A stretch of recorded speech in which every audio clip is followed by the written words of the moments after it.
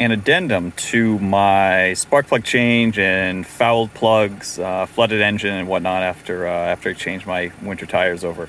The car still wouldn't catch when I turned it over after changing the spark plugs. I tried it 2 or 3 times, didn't work. I remember another video that I saw, and they said to push the gas pedal all the way to the floor as you're starting it, and then once the engine catches, you can release it. They said that it activates some sort of like flood clearing mode or whatever. But I did that, and as you can see, the car has started. It's running nicely, so I'm very happy to be able to drive this thing again.